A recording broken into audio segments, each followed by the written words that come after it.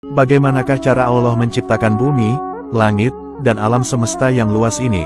Mari kita renungkan dan resapi fakta kebenaran dalam Al-Quran. Tahukah kalian jika kita lihat dari sisi terjauh alam semesta ini, bumi terlihat sangat kecil bagaikan partikel-partikel debu. Sekarang bisa kita bayangkan betapa kecilnya ukuran manusia di alam semesta ini. Di dalam Al-Quran, Allah Subhanahu wa Ta'ala telah menjelaskan proses panjang diciptakannya alam semesta ini. Mari kita bahas fakta penciptaan alam semesta menurut sudut pandang Al-Quran dan sains. Dikisahkan, dahulu pada mulanya, penciptaan alam semesta ini dimulai dari pemisahan zat tunggal yang nantinya jadi alam semesta. Allah Subhanahu wa Ta'ala berfirman, bahwasanya langit dan bumi itu keduanya dahulu adalah suatu yang padu, kemudian kami pisahkan antara keduanya. Quran Surat Al-Anbiya ayat 30. Sejumlah terjemahan Inggris menggunakan kata unweaving dan kata unravel untuk kata memisahkan. Artinya, ia seperti benang yang diurai dari satu kain. Ilmu astronomi modern belakangan mengonfirmasi proses ini dengan teori ledakan besar alias Big Bang. Bahwa, alam semesta ini bermula dari ledakan satu nokta kecil dengan massa yang luar biasa besar sekitar 15 miliar tahun lalu. Kemudian, langit-langit masih berupa asap. Allah Subhanahu wa Ta'ala bersabda, kemudian dia menuju kepada penciptaan langit dan langit itu masih merupakan asap, lalu dia berkata kepadanya dan kepada bumi, datanglah kamu keduanya menurut perintahku dengan suka hati atau terpaksa.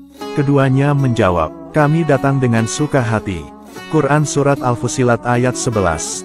Al-Quran menjelaskan, bahwa setelah awal mula penciptaan, ada kalanya langit masih berupa asap yang kemudian dikumpulkan oleh Allah menjadi benda-benda langit seperti sekarang ini.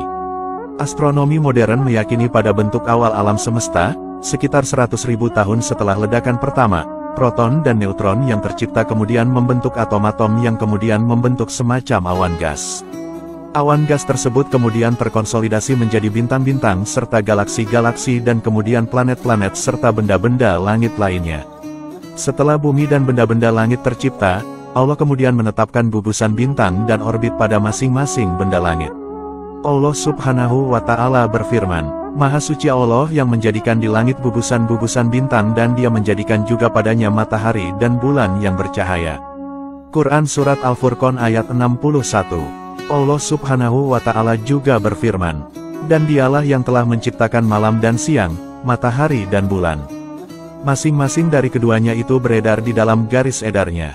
Quran Surat Al-Anbiya ayat 33. Astronomi modern juga menyimpulkan, bahwa benda-benda langit sedianya tak ada yang ajak. Matahari yang sempat dikira diam, ternyata memiliki orbit mengelilingi pusat Bima Sakti.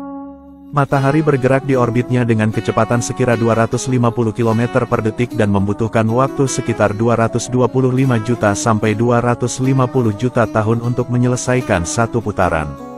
Demikian juga Bima Sakti yang mengorbit di klaster galaksinya. Tentu otak manusia tidak akan sampai bila memikirkan proses terbentuknya alam semesta yang sangat rumit ini.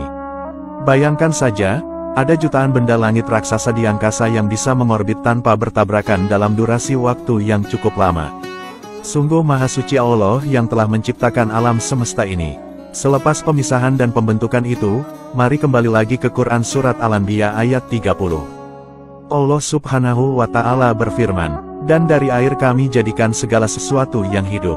Makhluk-makhluk hidup tersebut kemudian disebarkan ke langit dan bumi.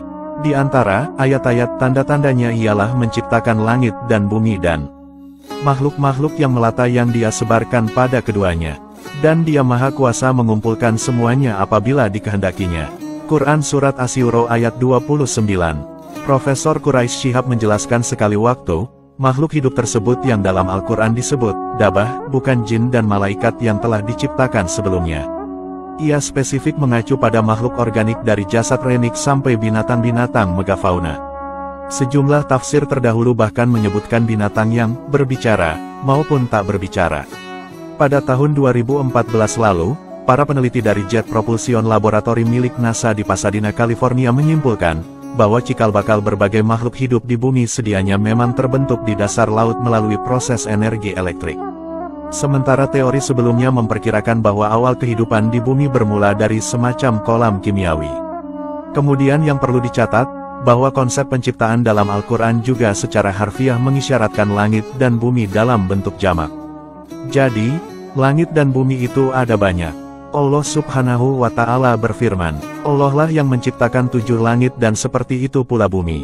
Perintah Allah berlaku padanya, agar kamu mengetahui bahwasanya Allah Maha Kuasa atas segala sesuatu, dan sesungguhnya Allah ilmunya benar-benar meliputi segala sesuatu. Quran Surat At-Talaq ayat 12. Dalam ilmu astronomi modern, sejak teori fisika kuantum ditemukan pada 1970-an, teori dunia yang banyak ini alias multiverse kian mendapat tempat di kalangan ilmuwan. Teleskop Kepler milik Amerika Serikat juga telah mengkonfirmasi keberadaan ribuan planet di luar tata surya, yang sebagian diantaranya disebut memiliki kondisi mirip bumi yang mungkin bisa menopang kehidupan. Lalu berapa lamakah waktu penciptaan bumi ini? Mari kita telusuri lagi petunjuk dalam Al-Quran. Dalam Al-Quran juga dinyatakan, bahwa proses penciptaan tersebut berlangsung dalam 6 hari. Namun meski begitu, sejumlah ayat lain dalam Al-Quran menunjukkan, bahwa lamanya hari tersebut tak sama dengan sehari semalam di bumi. Ada pendapat yang mengatakan, bahwa satu hari itu seperti 1000 tahun bahkan 50.000 tahun di bumi. Selain itu, penciptaan alam semesta juga tak berhenti selepas keseluruhan langit dan bumi tercipta. Para ilmuwan meyakini, bahwa terciptanya alam semesta memang bukan proses yang sudah berhenti. Galaksi dan bintang-bintang masih terus bergerak meluas.